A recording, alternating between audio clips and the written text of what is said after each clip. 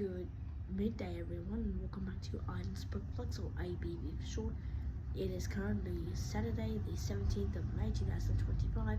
I'm here to read my next book for you guys. I really do apologize that I have really been busy with my family and stuff.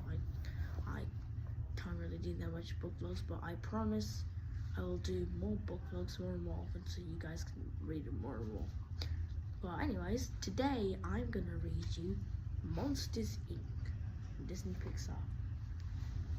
So sit back, relax, and enjoy.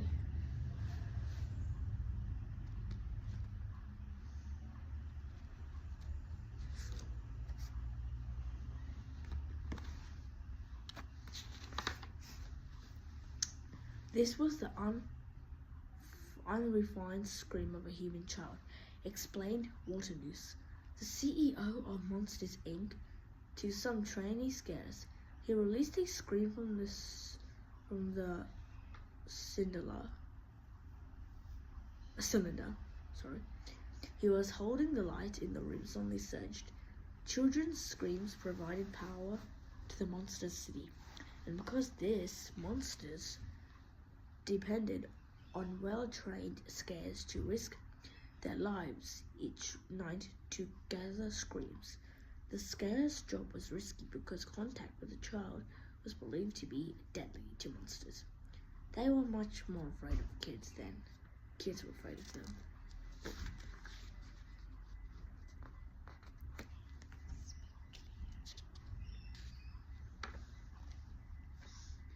James P. Sullivan, or Sully, as he preferred to be called, was a scarer. He and his pal Mike Wazowski had been best friends since they were little monsters. Sully was now a top scarer at Monsters, Inc., and Mike was his assistant and personal trainer. Because of a scream shortage in Monstropolis, Mike and Sully chose to walk to work to save energy. Today, they found Monstropolis bustling with activities. Monstropolis was a lot like a human city, only it was inhabited by monsters of all shapes, sizes, and colors.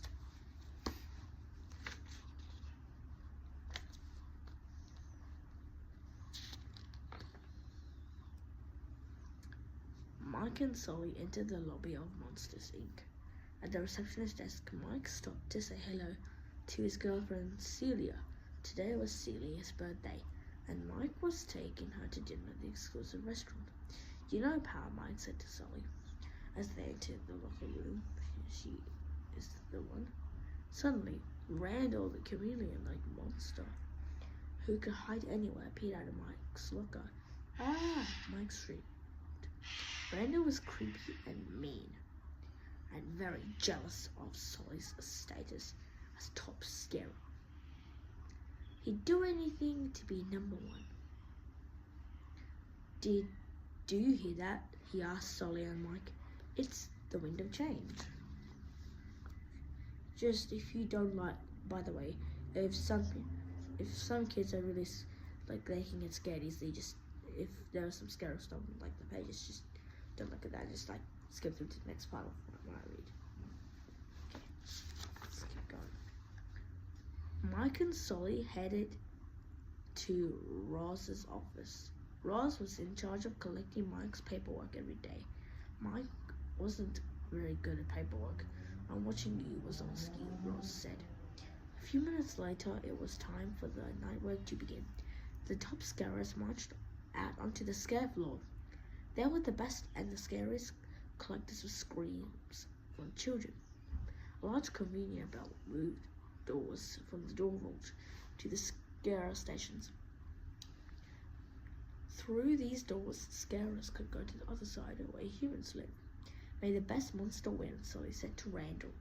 "I plan to," Randall snarled nastily. Red lights flashed above the doors.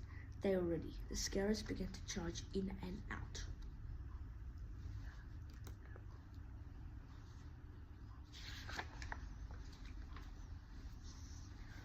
For a while, Randall let the scream cows, but Sully triumphed, collecting 15 screams from a slumber party.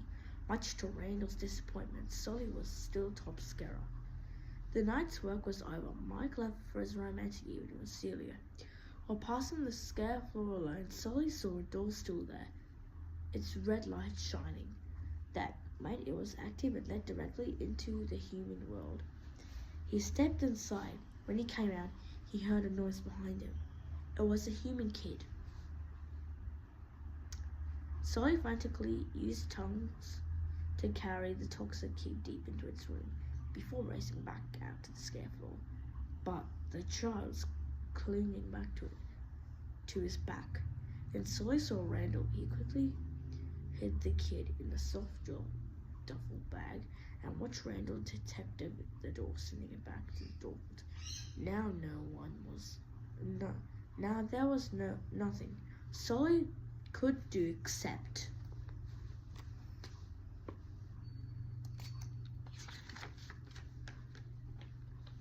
find Mike. Mike was enjoying a romantic meal with Celia.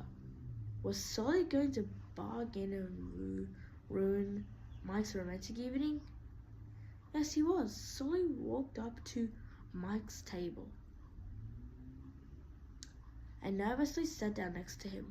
Then he whispered to Mike, "Lay in the egg bay." Before Mike got a chance to look in Sully's bag, the child managed to escape. It was running around the restaurant. Monsters everywhere were beginning to panic. "Ah, it's a kid!" monsters screamed. They all thought the kid was poisonous and ran for cover.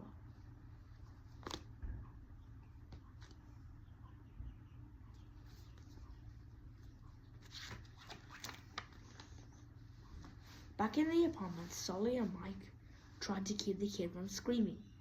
Every time she did, the lights flickered and surged. When she laughed, everything exploded and went dark. What was that? Sully wondered. The little girl's laughter was much more powerful than her scream. Soon the kid became tired and fell asleep on Sully's bed. "I don't think that kid is dangerous," Sully said to Mike. In fact, Sully had grown quite fond of the little girl he nicknamed Boo. The next day, they took Boo to Monsters, Inc., disguised as a little monster. The office was crawling with CDM official monsters looking for the child. Before Sully and Mike knew what was going on, Boo had run away, run up to Water-Nose. "She's my cousin's sister, daughter, sir," Sully explained, hoping no one would suspect the truth.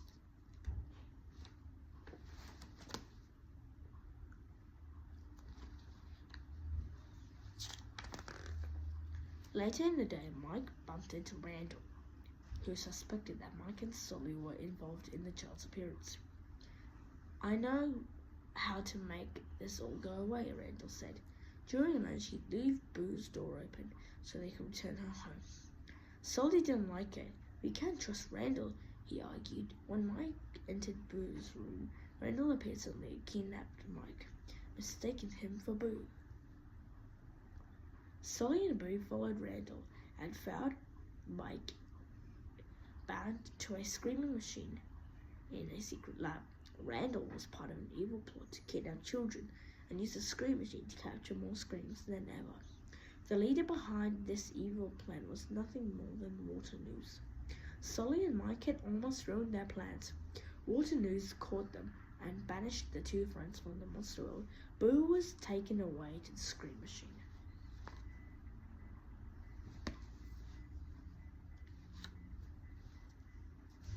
Sully and Mike were trapped on an icy mountain inhabited by another monster named Yeti. Yeti told Sully about a village nearby with kids and a way back to Monsters, Inc.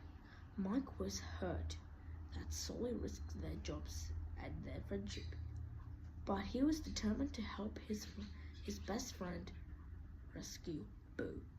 He followed Sully home. Sully rescued Boo from the scream machine, but Randall wouldn't give up so easily. He chased the friends into the door vault where they jumped from closet to closet in the bedroom before Sully threw him into a door and punched the lights out, trapping Randall forever in some dark swamp.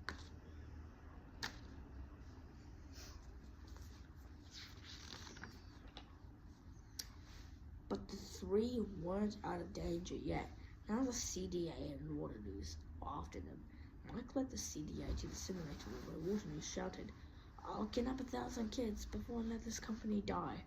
The CDA had heard Waterloo's confession. Within moments, they arrested him and announced the arrival of their #1 agent. It was Roz. Roz had been working undercover for the CDA all along. She told her agents to take Waterloos away. Then she gave Mike and Solly 5 minutes to say goodbye to Boo. It was time for their little friend to go home.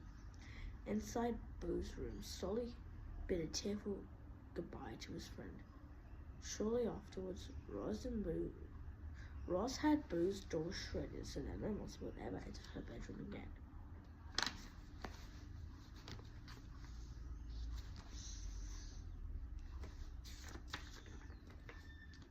Several months later, Solly was now in charge of a brand new Monsters, Inc.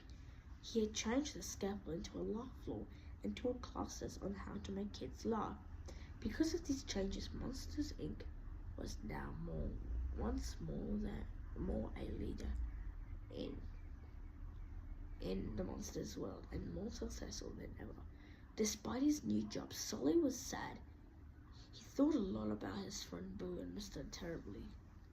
Just then, Mike walked cheerfully up to his pal. He had a surprise for his best friend and led him into the simulator room.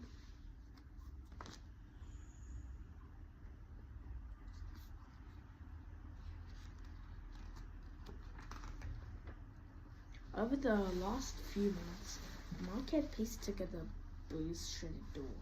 Once the last piece was in place, the red light lit up again. The doorway to Boo's room was active. Solly slowly pushed the door open and looked inside. "Boo," he whispered, looking nervously into the room. An excited voice responded from the room. The two friends were reunited at last. Okay, book nerds, that was all for this video. Like and subscribe to my channel if you haven't already. Any book requests, comment them, click the notification bell. I'll try my best to fulfill your request. I will also do more shorts so you guys can see, and or you can give love to my channel. Thank you for watching and goodbye for now. Peace.